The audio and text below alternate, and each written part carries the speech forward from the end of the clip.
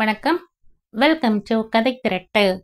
இந்த வீடியோவில் நம்ம என்ன கதை கேட்க போகிறோம்னா, மனமே நினைவுகளை மறந்துவிடு கதையின் 3வது பகுதி. நம்ம சேனலை இது வரைக்கும் சப்ஸ்கிரைப் பண்ணாதவங்க சப்ஸ்கிரைப் பண்ணுங்க.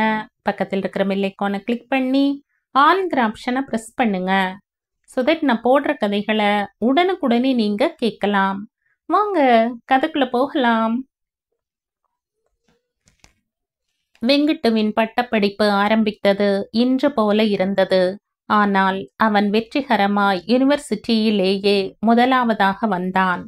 சாம்பசிவத்தின் காலில் விழுந்து வணங்க வந்தவனை தடுத்து மங்களத்திடம் அனுப்பினார். இல்ல மாமா, உங்களோட ஆதரவு இல்லாம என்னால் இதை முடிஞ்சிருக்காது. நான் பட்டதாரி ஆக உங்களோட ஆசிர்வாதம்தான் முழு காரணம் மாமா. தடுத்து நிறுத்தினார். வெங்கிட்டு, உன்னோட அம்மா துணிஞ்சு வீட்டை விட்டு வெளியே கால் வைக்காட்டா இந்த பட்டம் உனக்கு கிடைச்சிருக்காது. மற்றதெல்லாம் அதுக்கப்புறம் தானப்பா நடந்தது. இல்லைன்னா உன் நிலை என்ன ஆகி இருக்கும்? அதை நினைச்சு பாரு. போ. அன்னையும் சரி சரி விடு. அம்மாதான் உனக்கு முதல் தெய்வம். மற்ற தெய்வங்கள்லாம் பின்னாடி வரவாதான். போ, சாஷ்டாங்கமா விழுந்து ஆசீர்வாதம் வாங்கிக்கோ. அந்த ஒரு ஜீவனோட மனம் நிறைஞ்ச ஆசீர்வாதங்கள் தான் உனக்கு கோட்டையா சுத்தி நிக்கிற அரண். புரிஞ்சதா? எங்களோட ஆசீர்வாதங்களும் வாழ்த்துக்களும் வெறும் வார்த்தை ஜாலங்கள் தான். வெறும் சந்தோஷத்தை மட்டும்தான் தொட்டுக்கும். ஆனா பெத்தவங்களோட ஆசீர்வாதங்கள் இருக்கே, அதை சொல்லி புரிய வைக்க முடியாது வெங்கிட்டு. உணரணும். ஒவ்வொரு அணுக்குள்ளும் புகுந்து எப்படி உனக்கு சக்தி தரதுன்னு உணரணும்பா. அதை மட்டும் நீ என்னைக்கும் ஞாபகத்துல வச்சுக்கோ. வாழ்நாள்ல மறக்க கூடாத சங்கதி இதுதான். நான் உனக்கு சொல்ற ஒரே புத்திமதியும் இதுதான். போப்பா, அம்மா கிட்ட ஆசீர்வாதம் வாங்கிட்டு வா வெங்கிட்டு. அம்மா அம்மா, நான் யூனிவர்சிட்டியிலேயே முதலாவதா வந்திருக்கம்மா. அம்மா. மங்களத்தின் கால்களில் நமஸ்கரிக்க போனவனை அப்படியே தன்னோடு சேர்த்து கொண்டு உச்சி முகர்ந்தாள். கண்ணா, இனிமே உன் வாழ்க்கையில நீ வைக்கிற ஒவ்வொரு அடியும் மேல மேல உன்னை உயரத்துக்குத்தான் கொண்டு போகும்பா. ரொம்ப சந்தோஷமா இருக்குடா வெங்கிட்டு. நாம வந்த வேலை ரொம்ப நல்ல வேலைடா. உடனே ஹெட்மாஸ்டருக்கு ஒரு லெட்டர் எழுதி போடுப்பா. அவருக்குத்தான் நாம நன்றியை தெரிவிச்சுக்கணும். அவரோட முயற்சியால தான் உனக்கு இத்தனை சௌகரியங்களும் படிப்பும் கிடைச்சிருக்கு. அதை வாழ்நாள் முழுக்க நீ மறக்க கூடாது. அதே போல வக்கீல் மாமாவையும் மாமியையும் என்னைக்கும் நீ மனசுலேயே வச்சுண்டு ஆராதிக்கணும். உப்பிட்டவரை உள்ளளவும் நினைன்னு வசனமே இருக்கேப்பா. திக்கு தெரியாம படிப்பு என்கிற ஆசையை மட்டும் நெஞ்சு நிறைய சுமந்துண்டு இருந்த நம்ம 2 பேருக்கும் வயிறு நிறைய ஆகாரம் கொடுத்து உனக்கு படிக்கவும் உதவின அவங்களை தெய்வமா நினைக்கணும்பா. வயத்துல பசி வச்சுண்டு படிக்கிறது, அதுவும் பெரிய படிப்பு படிக்கிறதுங்கிறது சாத்தியப்படாதுப்பா. அது இப்ப உனக்கு நல்லா புரிஞ்சுக்க முடியாதோன்னோ. சரி வா, மாமா மாமிகிட்ட பேசலாம். தலைப்பை இழுத்து விட்டு கொண்டு மகனுடன் வந்து நின்றாள் சாரதா. ரொம்ப சந்தோஷமா இருக்கு. எனக்கு பேச வார்த்தைகளே தெம்படலே. ஆனா என் மனசு முழுக்க முழுக்க உங்க 2 பேரைத்தான் நிறைச்சு வச்சிருக்க. தன்மையான வேளையில நினைச்சுக்க வேண்டிய மனுஷா நீங்க. வாய் வார்த்தைகளால நுனி நாக்கால பேசுற பேச்சு இல்ல மாமா. வந்ததுக்கு அவன் அண்ணா படிச்சு பாஸ் பண்ண வழி பண்ணிட்டேள். போரும். இனியும் ஒருத்தனுக்கு பாரமா இருக்க கூடாதுன்னு நினைக்கிறேன். அவனுக்கு ஒரு வேலையை பார்த்து தந்துடுங்கோ. அது போதும். அதிகமா பேராசைப்படுறது கூட தப்பில்லையா மாமி? ஆசைக்குத்தான் அளவேது. இவன் பட்ட படிப்பு படிப்பானான்னு அலமலந்து நின்ன. தோ உதவுறதுக்கு நாங்க இருக்கோம்னு ஹெட்மாஸ்டரும் நீங்களுமா வந்தேள். போதும். இனிமே அவன் 4 காசு சம்பாதிக்கட்டும். அதற்கு ஏற்பாடு பண்ணினா போதும். சேஷு, இங்க என்னமானும் நடந்துதா? நீ ஏதாவது பேசுனியா? மாமி ஏன் இப்படி பேசுறா? எனக்கு புரியலையே. ஐயோ மாமா, தப்பு தப்பு. மாமிய மன்னிச்சிடுங்கோ. மாமிய போய் இப்படி கேட்கலாமா? நானாத்தான் யோசிச்சு சொன்னேன். நமக்கு சாதகம் பண்றவாளை இம்சிக்க கூடாதுன்னு யோசிச்சுதான் சொன்னனே தவிர மாமிய போய் அதான் அனுபவம் இல்லாதவா பேசுற பேச்சா நான் பேசிட்டேன். தப்புதான், மன்னிச்சிடுங்கோ.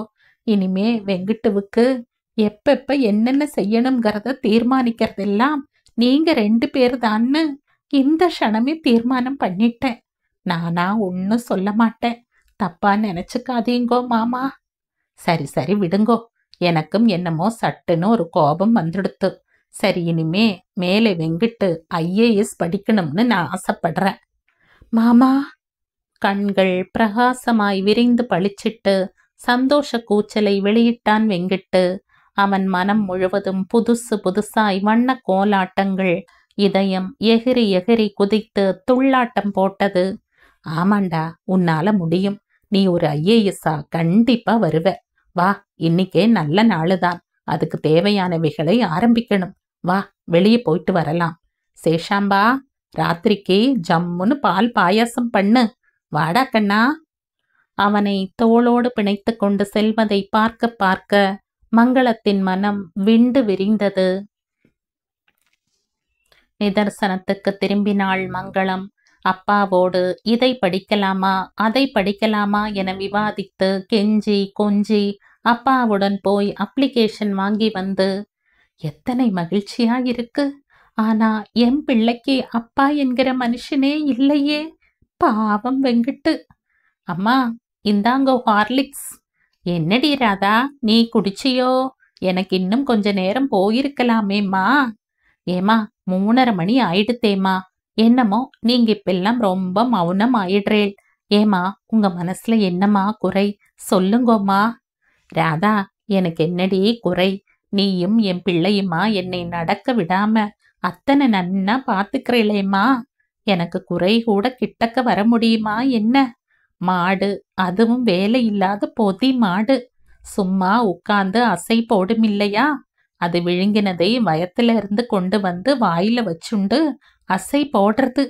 நானும் அந்த மாடு மாதிரி தாண்டி ராதா, நினைச்சு அசை போடுறேன். இப்ப காவ்யாவும் சித்தார்த்தும் தங்களோட படிப்புக்கு அப்பாவோட பேசி விவாதம் பண்ணி நல்லது கெட்டது தெரிஞ்சுக்கிறா. ஆனா என் பிள்ளைக்கு ஏமா, உங்க பிள்ளைக்கு என்னமா குறைச்சல்? நீங்க சங்கடப்படக்கூடாதுமா. சங்கடப்படலேடி ராதா. எனக்கு இப்போ என் குழந்தைக்கு கிடைக்காதது என் பேர பிள்ளைகளுக்கு கிடைக்கிறதேன்னு சந்தோஷம்தான். ஆனா என் பிள்ளை எத்தனை இழந்திருக்கான் வாழ்க்கையில. எப்படியெல்லாம் கஷ்டப்பட்டான்.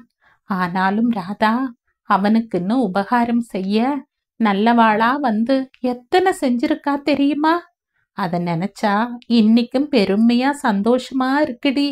அதுவும் இந்த வீட்ல வந்த உடனேயே பழசும் புதுசுமா மாத்தி மாத்தி என்ன அலை கழிக்கிறதுடி ராதா. அதான் கிறங்கி கிறங்கி போறேன். தப்பா நினைச்சுக்காதேம்மா ராதா. ஐயோம்மா, என்னம்மா நீங்க? உங்களை போய் தப்பா நினைச்சுக்க முடியுமா? அம்மா, என்னை எந்த நிலையில நீங்க எப்படி ஏத்துட்டீங்கிறது எனக்கு தானமா தெரியும். அதுவும் ஒரு விதமான விகல்பமும் இல்லாம என்னமா பெருந்தன்மையா தீர்வு சொன்னேள், ஒத்துண்டேள். உங்க மனசு எப்போதும் யாருக்கும் கெடுதல் நினைக்கவும் தெரியாது. நீங்களும் பண்ண மாட்டேள்மா. எத்தனை நாள் நான் உங்களோட முடிவை நினைச்சு உங்க பிள்ளைகிட்டையே சொல்லி பொங்கி போயிருக்க, அழுதுருக்க. எனக்கு நீங்க கிடைச்சது பெரிய புதையல் மாதிரிம்மா. வாய் வார்த்தைகளா சொல்லலம்மா, நிஜமா சொல்றம்மா. அம்மா. அப்படியே மங்களத்தின் மடியில் தலையை வைத்து விசும்பினாள் ராதா. அம்மா, அம்மா. வேலைக்காரியின் குரல் ராதாவையும் மங்களத்தையும் யதார்த்தத்திற்கு உட்பட வைத்தது. தோ வரங்கண்ணம்மா. ராதா எழுந்து கண்களாலேயே சிரித்து மங்களத்தை பார்த்து வாசற்கதவை திறக்கப் போனாள். தோட்டத்தின் பின்புறம் கண்ணம்மா பாத்திரம் தேய்க்க ராதா அவளோடு பேசியபடி அங்கிருந்த ஒரு கல்லில் உட்கார்ந்தாள். ஹார்லிக்ஸ் குடித்த மங்களம் தலைப்பால் வாயை துடைத்தபடி நிதானமாய் எழுந்து அந்த டம்ளரை கண்ணம்மாவிடம் கொடுக்க வந்தாள்.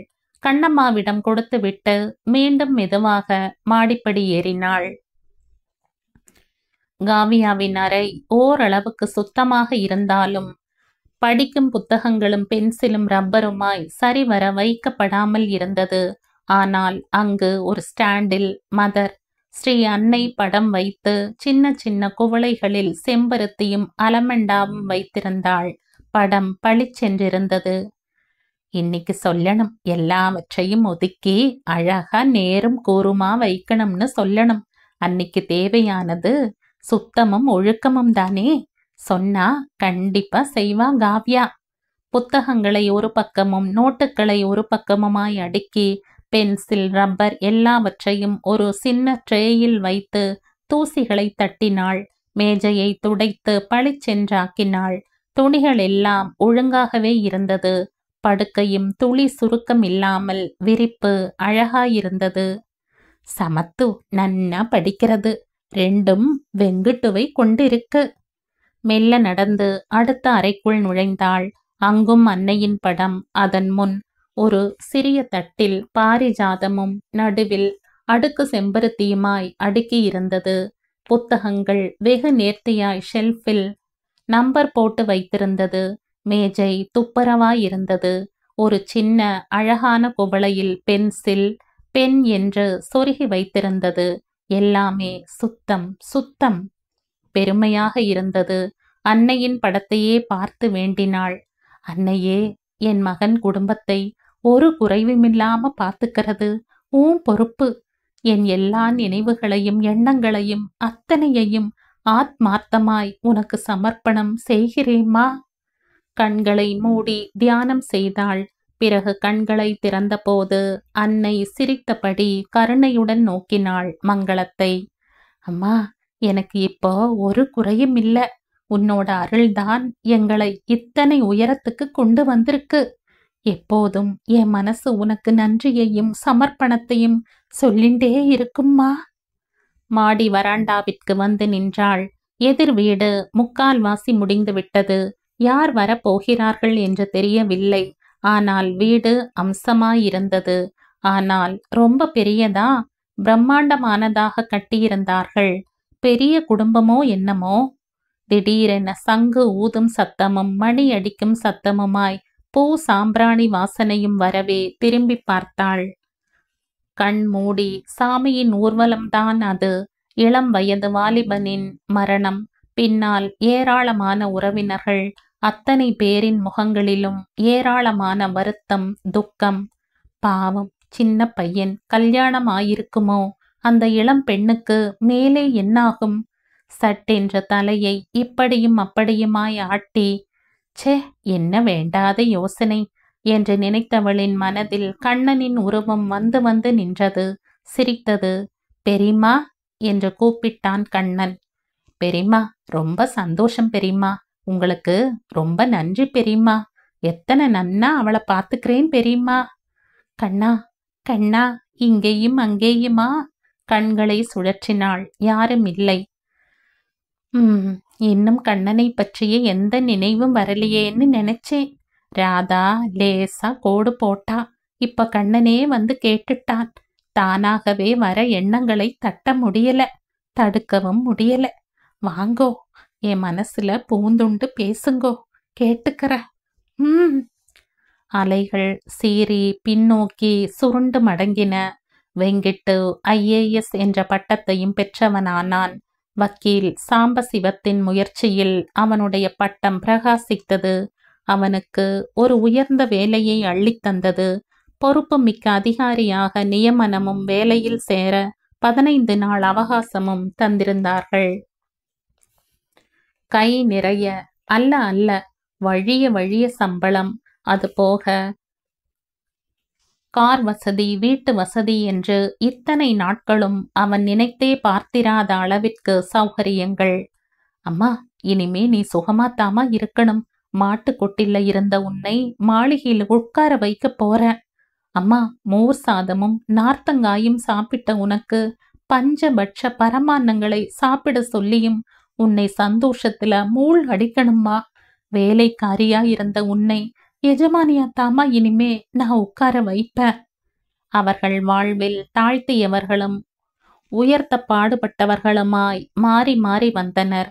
கன்னங்களில் கண்ணீர் கோடுகளை போட இரவு முழுவதும் சந்தோஷமும் சங்கடமுமாக திணறிக் கொண்டிருந்தார்கள். விடிந்து ஏதோ வேலையாய் வெளியே சென்று வந்தவனை வரவேற்ற கடிதம் கண்ணனிடமிருந்து என்று தெரிந்ததுமே ஆர்வமுடன் பிரித்து படித்தவுடன் புரியாமல் மங்களத்திடம் நீட்ட படித்த மங்களம் அதிர்ந்து போனாள். கண்ணன் ஒரு ஆஸ்பத்திரியில் இருந்து எழுதியிருந்தான். என் அன்புள்ள வெங்கட்டு, இந்த கடிதம் கண்டவுடன் உன்னால் எவ்வளவு சீக்கிரம் வர முடியுமோ அவ்வளவு சீக்கிரம் வா. காலம் தாழ்த்தினால் என்னை பார்ப்பது அரிதாகிவிடும். நானும் உன்னிடம் சொல்ல வேண்டியதை சொல்லாமல் போகிறேன் என்ற குறையோடு தாண்டா செத்து போவேன். சீக்கிரம் வா. அன்புள்ள கண்ணன். சாம்பவத்திடமும் விவரத்தை கூறி உடனே மங்களமும் வெங்கட்டுவும் வர ஒரு டாக்ஸியில் விரைந்தனர். எலும்பு கூடாக கண்ணனும் ஒரு இளம் பெண்ணும் நடுத்தர வயதுடைய மனிதரும் இருந்தனர். பதறிவிட்டாள் மங்களம். அவனை கட்டி பிடித்து கொண்டு கதறினாள். கண்ணா, என்னடா ஆச்சு உனக்கு? என்ன உடம்புடா? முதல்லையே ஏண்டா சொல்லல? வேண்டிய சாப்பாட்டை நான் கொண்டு வந்து உன்னோட இருந்திருக்க மாட்டேனா? என்னமா இருந்த உடம்பு இப்படி ஆயிடுத்தேடா. அந்த இளம் பெண்தான் கேவலுடன் அழுதது. கண்ணனின் தேகம் பலகீனமான நிலையில் இருந்தாலும் அவன் மனம் நல்ல திட்சித்தத்துடன் இருந்தது. அவனுடைய பேச்சுக்களும் பேசிய விதமும் தெரிவித்தது. பெரியம்மா, நீங்க 2 பேரும் வர்றப்ப அப்பாவும் அம்மாவும் இல்லாம இருக்கணும். அப்பதான் உங்க கூட மனசு விட்டு பேச முடியும்னு பகவானை வேண்டிண்ட. நல்ல வேளை அப்படியே ஆச்சு பெரியம்மா. சரிப்பா, அதிகமா பேசாத, ரெஸ்ட் எடுத்துக்கோ. ஹார்லிக்ஸ் கரைச்சு தரட்டுமா? இல்ல பெரியம்மா, நான் இன்னைக்கு இப்ப நிறைய பேசி ஆகணும். பெரியம்மா, தோ இவளத்தான் 3 மாசத்துக்கு முன்னாடி தாலி கட்டி பெண்டாட்டி ஆக்கிக்கிட்டேன். பக்கத்துல இருப்பவர் என் மாமனார். பெரியம்மா, என் மாமனாரும் நீங்களும் கொஞ்ச நேரம் வெளியில இருங்கோ. நான் வெங்கிட்டுவோட சில விஷயங்களை என் பொண்டாட்டிய வச்சுண்டு பேசணும். தப்பா நினைச்சுக்காதீங்கோ. ப்ளீஸ் மாமா, ப்ளீஸ். ஆயாசத்துடன் படுக்கையில் சாய்ந்து கொண்டான். அவர்கள் இருவரும் அகன்றனர். வெங்கிட்டு, என்ன கொஞ்சம் பிடிச்சு நன்னா சாஞ்சிண்டபடி உட்கார வைடா. ராதா ஒருத்தியால முடியாது. நான் உங்ககிட்ட சீக்கிரமா பேசியே ஆகணும்டா. தலைகாணிகளை ஒன்றன் பின் ஒன்றாக வைத்து உயரமாக்கி அதில் கண்ணனை சாய்வாக உட்கார வைத்தனர். வெங்கிட்டுவும் கண்ணனின் மனைவியும். வெங்கிட்டு, வெங்கிட்டு, எச்சிலை கூட்டி விழுங்கினான் கண்ணன். டே கண்ணா, முடியலைன்னா பேசாத. நாளைக்கு வேணும்னாலும் வரண்டா. ரெஸ்ட் எடுப்பா, அலட்டிக்காத. பாரு எப்படி வேர்த்து போறதுன்னு.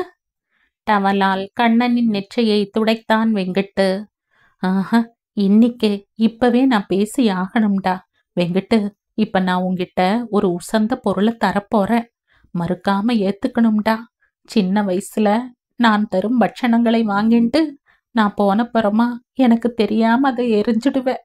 ஆனா வெங்கிட்டு, இப்ப நான் தரப்போறத நீ வேண்டாம்னோ தூர எரியவோ கூடாதுடா.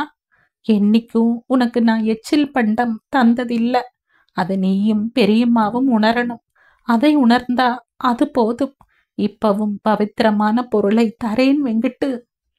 கண்ணா, அதிகமா. வெங்கிட்டு, என்ன பேச விட்டுடு. அப்புறமா நேரம் கிடைக்காதுப்பா. இவளுக்கு நான் தாலி கட்டியதோட சரிப்பா. ராஜஹோமத்தை வலம் வரும்போது சப்தபதியின் போதும் தாலி கட்டும் போதும் என் கைகள் அவள் மேல் பட்டும் படாமல் ஏற்பட்ட ஸ்பரிசத்தோட சரி. வியாதிக்காரனான நான் கல்யாணத்தன்னைக்கு சாயந்தரமே மயக்கமாயிட்ட. என்னடா சொல்ற? ஆமா வெங்கிட்டு, அன்னியிலிருந்து ஒவ்வொரு ஊர் ஆஸ்பத்திரியா ரூம் எடுத்துண்டு இவளோட என் தேன் நிலைமை மருந்துகளோடும் மாத்திரைகளோடும் வியாதிகளோடும் கொண்டாடுறேன்டா வெங்கிட்டு. கூறியபடியே தன் மனைவியின் கையை வெங்கிட்டுவின் கையோடு சேர்த்து தன் மார்பில் வைத்தபடியே விம்மி விம்மி அழுதான் கண்ணன்.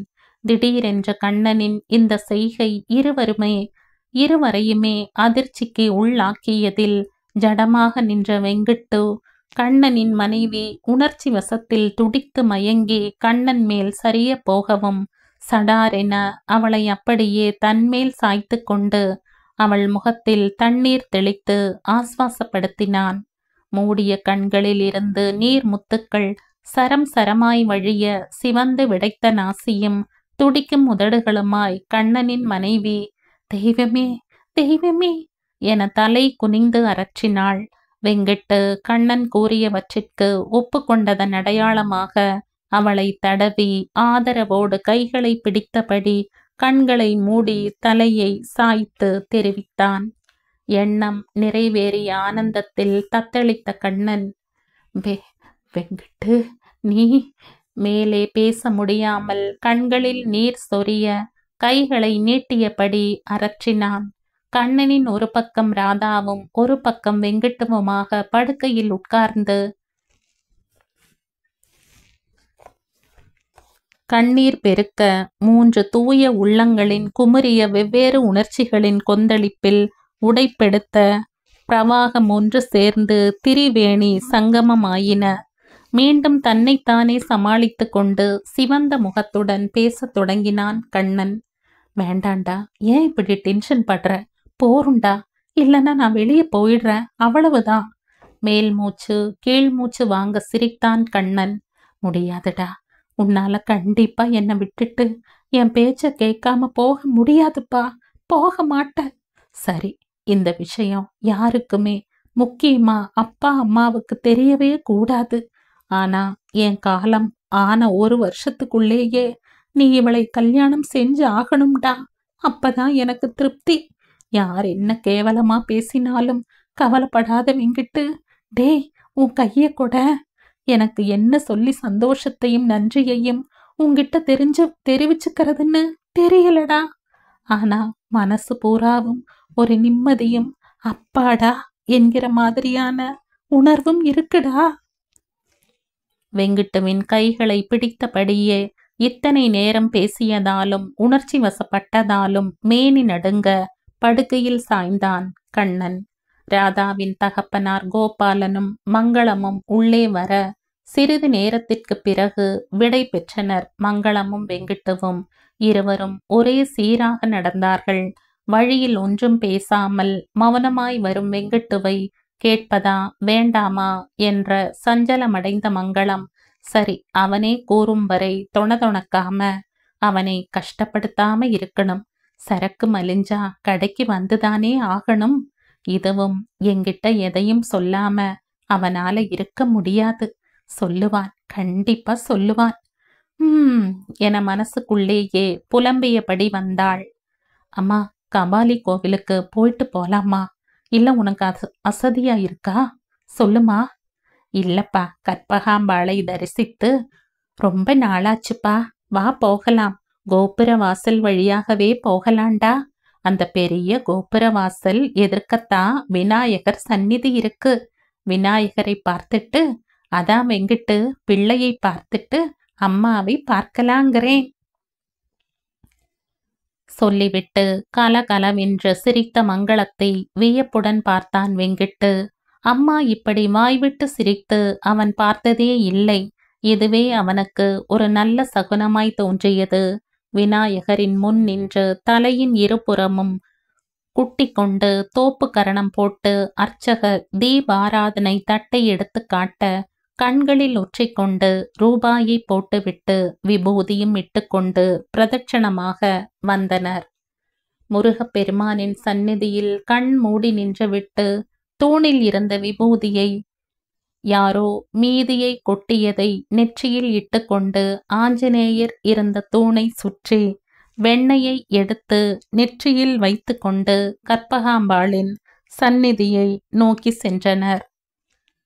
அந்த படிகளில் ஏறும்போதே கதவுகளில் இருந்த மணிகளை தட்டி ஒலிக்க செய்து அம்பாளை கண்களில் நிறைத்து கொண்டு உள் பிரகாரத்தை 3 சுற்று சுற்றிய பின் குங்குமம் வாங்கிய பின் கபாலீஸ்வரரை வெளியே இருந்து கும்பிட்டுவிட்டு வெளியே வந்தார்கள். வெங்கிட்டு இன்னமும் சிந்தனையுடனேயே இருந்தான். நெற்றி நிறைய குங்குமமும் விபூதியும் பூசப்பட்டிருந்தாலும் மனது என்னமோ அலை பாய்ந்தபடியே இருந்தது. கோவிலை விட்டு வெளியே வந்தவுடன் நேரே குளத்தின் படிகளில் இறங்கினான். கூடவே மங்களமும் இறங்க கால்களை நீரில் அலைந்தபடி மேல் படியில் உட்கார்ந்தான் வெங்கட்டு. கூடவே அமர்ந்த மங்களம் அக்கம் பக்கம் கண்களை சுழல விட்டாள். பொறுமையோடு நீராழி மண்டபத்தை பார்த்தபடி இருந்தாள். அம்மா, இன்னைக்கு முதலா உன்னை கேட்காம உன்னை கலந்துக்காம நான் ஒரு முடிவு எடுத்துட்டம்மா. அதுக்காக என்னை இடைமறித்தாள் மங்களம். கண்ணா, நீ எப்படி வளர்ந்தவன்னு எனக்கு நன்னா தெரியும்டா. உன்னால தப்பா எதையுமே செய்ய முடியாது. அந்த உறுதி என்கிட்ட இருக்கு. அதனால நீ ஒன்னுக்கும் வேதனைப்படக்கூடாது. புரிஞ்சுண்டியா? அம்மா, மங்களத்தின் கையை பிடித்து கொண்டு பாகாய் நெகிழ்ந்துதான் போனான் வெங்கட்டு. தன் தாய் தன்மேல் வைத்திருக்கும் நம்பிக்கை அவனுக்கு தைரியத்தை தந்தது. அம்மா, கண்ணன் என் மேல வச்சிருக்கிற அன்பும் பாசமும் துளி கூட குறையலம்மா. அந்த உரிமையில அவன் என்கிட்ட ஒரு பொருளை கொடுத்து, இதை நீதாண்டா நன்னா காப்பாத்துவ அப்படின்னு ஒரேடியா சொல்லி என்னை சம்மதிக்க வச்சுட்டாம்மா. நானும் அந்த நிலையில அவனோட உயர்ந்த உள்ளத்துக்கும் எண்ணத்துக்கும் ஒத்துக்க வேண்டியவன் ஆயிட்டம்மா. உன்னை கேட்கவும் முடியலம்மா. அந்த பொருள். கண்ணனுக்கும் தனக்கும் நடந்த பேச்சுக்களை எல்லாம் அப்படியே கூறினான் வெங்கட்டு. வெங்கட்டு, நீ எது செஞ்சாலும் நல்லதுதான் செய்வேன்னு எனக்கு நல்ல நம்பிக்கை இருக்கு. மனசுல ஒன்னும் சஞ்சலப்படாதேடா கண்ணா. ஒரு நல்ல காரியத்தை தைரியமா மனப்பூர்வமா செஞ்சுட்டு வந்து இப்படி தொங்கின முகத்தோட உட்காரலாமோடோ கண்ணா. நன்னா நெஞ்ச நிமித்துண்டு சிரிச்சபடியே பெருமையா சொல்ல வேண்டிய விஷயம்டா. சத்தியமா சொல்றேன் வெங்கட்டு, எனக்கு மனசு நிரம்பி ரொம்பி இருக்குடா. நான் வளர்த்த பிள்ளை நல்ல பாதையில தான் போறான்னு பெருமையா இருக்குடா. உன்னை விடு, கண்ணனோட மனசை நினைச்சு பாரு. எப்பேற்பட்ட வைரச் சுரங்கம் அதுன்னு. தன்னோட இறப்பை பத்தி கூட நினைக்காம சங்கடப்படாம மரண பயமே துளி கூட இல்லாம தாலி கட்டின ஒரே தோஷத்துக்காக அந்த பெண் சொச்ச வாழ்க்கையை நிம்மதி இல்லாம கழிக்க கூடாதுன்னு என்னமா யோசிச்சு முடிவு எடுத்திருக்கான் பாத்தியா? அந்த நல்ல இருதயத்துக்கு இங்க வாழ இடமில்லாம பண்ணிட்டானே படைச்சவன். அம்மா, அழாதம்மா, எனக்கு தாங்கலம்மா. இல்லடா வெங்கிட்டு, அதை நினைச்சாதான் மனசு குமஞ்சு குன்னி போறது. இத பாரு, உனக்கு வேற இடத்துல ஜாதகமோ பொண்ணு பார்க்கறதோ கிடையாது. கண்ணன் சொன்னபடிதான் நடக்கணும். நீ ராதாவைத்தான் கண்டிப்பா கல்யாணம் பண்ணிக்கோ. மாத்தமே கிடையாது. நான் மனப்பூர்வமா சம்மதிச்சு உங்க 2 பேரையும் ஆசீர்வதிக்கிறேன். கவலையே படாத. முதல்ல என்கிட்ட சொன்னாப்புல வக்கீல் மாமா மாமி கிட்டையும் நடந்ததையெல்லாம் சொல்லிடு. நமக்கு அவாதான் எல்லாம் சரி. அம்மா, அம்மா. வெங்கட்டு மங்களத்தின் கைகளை பிடித்து கொண்டு தன் முகத்தை பொதிந்து மகிழ்ச்சியோடு அதனால் விளைந்த கண்ணீர் முத்துக்களை சிந்தினான். வாப்பா, ரொம்ப நாழி ஆயிடுத்து. ஆத்துல அவளும் என்னாச்சோ ஏதாச்சோன்னு கவலைப்படுவா. ஆட்டோவிலேயே போயிடலாம்டா. சரிம்மா. மறுநாள் கண்ணன் இறந்த செய்தி வந்தபோது அம்மாவை விடுத்து தான் மட்டுமே சென்றான் வெங்கட்டு. மகாலிங்கத்தின் கண்களில் தன் தாய் படுவதை கூட விரும்பவில்லை. கோபாலனை தவிர வேறு யாருடனும் பேசவும் இல்லை, பார்க்கவும் இல்லை. கண்ணனின் முகம் சாத்வீகமாக நிம்மதியான களையுடன் இருந்ததை பார்த்து வெங்கட்டுவின் மனம் விம்மியது. கண்ணா, ஒண்ணும் அறியாத ராதாவுக்கு வாழ வகை செய்ததினாலா, இல்ல உன் மனப்பாரம் குறைஞ்சதினாலா, இல்ல நான் நீ சொன்னதுக்கு ஒப்புதல் கொடுத்ததினால் ஏற்பட்ட சந்தோஷத்தின் திணறலினாலா? எது கண்ணா உன்னை இத்தனை அவசரமா கண்மூட வைத்தது? உடனே உன் விடுதலை கிடைக்காட்டா நான் மனசு மாறிடுவேன்னு நினைச்சையா? எது உனக்கு இத்தனை அவசரத்தை கொடுத்தது? பாவி பாவி, இப்படி ஒண்ணுமே அனுபவிக்காம இத்தனை சின்ன வயசுலேயே ஒரேடியா போயிட்டியேடா கண்ணா, கண்ணா. குனிந்து அவன் அருகில் உட்கார்ந்த வெங்கட்டுவின் வாயில் இருந்து ஒரு வார்த்தை கூட வரவில்லை. ஆனால் கண்ணனின் முகத்தை தடவியபடி அமர்ந்திருந்தவனின் மனதுள் புலம்பலும் அதனால் கண்களில் வாசல் திறந்து கொட்டவும் அடக்க முடியாமல் திணறினான். உதடுகள் கடிப்பட்டு இரத்த சிவப்பாய் மாறின. முகமே கன்றி நெருப்பு கங்காய் கனன்றது. கண்கள் எங்கோ வெறித்திருக்க சுவரோடு சுவராய் பிரமையாய் சாய்ந்திருந்த ராதாவை பார்க்க பார்க்க அவளை போய் சமாதானப்படுத்த வேண்டுமென்ற உத்வேகம் சிறிதெழுந்தாலும் அதை அப்படியே வெளியே வராமல் தடுத்து கொண்டான் வெங்கிட்டு. பலவித எதிர்பார்ப்புகளோடும் வண்ண வண்ண ஆசைகளோடும் தாயில்லாத பெண்ணான ராதா கண்ணனை சந்தோஷத்தோடுதான் கைப்பிடித்தாள். ஆனால் அன்றே தன் வாழ்க்கை உதயமே இல்லாமல் அஸ்தமித்து போகும் என்று நினைத்திருப்பாளா? ஒரே பெண் இருவரிடம் தாலி பாக்கியம் பெறுவது நடைமுறையில் நிதர்சனத்தில் இதெல்லாம் நடக்குமா? ஆனால் நடக்கப் போகிறதே. எப்படி எதிர்கொள்வது? அம்மா, ஏனம்மா என்னை விட்டுவிட்டு நீ மட்டும் போனாய்? என்னையும் உன்னோடு கூட்டிண்டு போயிருந்தியானா? தொல்லையே இல்லையேம்மா. ராதா, எழுந்து வாமா, வாமா. ராதாவின் தந்தை கோபாலன் தன் மகளை எழுப்பி கண்ணீருடன் கூட்டிப் போனார்.